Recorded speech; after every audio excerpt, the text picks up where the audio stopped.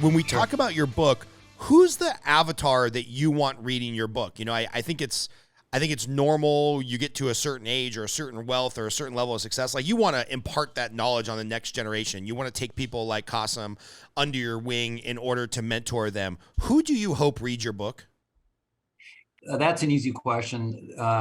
As we've touched on here, the book was a gift from Qasim, and I had known Qasim since 2005, 2006. And I would say that there's been a fair bit of mentoring going on, but sometimes the mentee becomes the mentor. So that is the case with Qasim and I.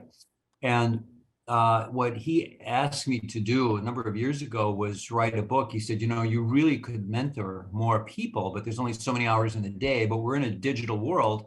And maybe if you would write a book, we could get that book out to people that are looking for some advice, some counsel, maybe some comfort, maybe to build a little confidence, maybe to try and figure out what skills they need to build in order to be successful in a business, and how to really tackle problems and do it with integrity and responsibility. And I never got around to doing it. He gave me a beautiful leather-bound book and a pen, and I never got around to do it.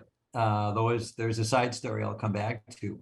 So we put this book together, and he gave me the gift, and the company Scribe had the resources with editors to assist and support the book, and graphics arts and all the rest of it. And I've had so many people that have read the pre-release of the book come back to me and say, you know, your experiences, although they're unique and different to you, are much like my own in my world. And I'm never going to write a book, but I want to give your book to my children and to my grandchildren and let them see the wisdom of being persistent, being truthful, being broad-minded, having failures. Let the failures teach you. All those messages. And, you know, I'm 72 years old, right? So a lot of the guys who are reading this book are in their 60s, 70s, 80s, and they're saying, dang, I could write that book.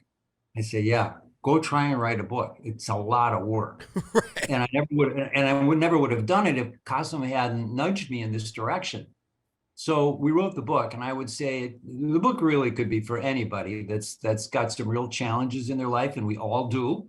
And some have impossible challenges. And many of us have challenges that we could manage through, but maybe we give up a little too soon. Maybe we quit too soon, or maybe the environment around us pushes us to just abort the mission.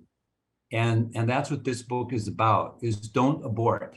Look at that door. Look at the keyhole. Look at the light coming through the keyhole. Ask yourself, are you really going to walk away just because your key didn't work? You tried a key and it didn't unlock. Look at the light coming from underneath the door. Go around the other side of the door and look at the door from the other side and the light coming through, and look above the door and the side panels on the sides. Come back around. Maybe you think about it. Maybe you'll find that key. Maybe it'll just happen.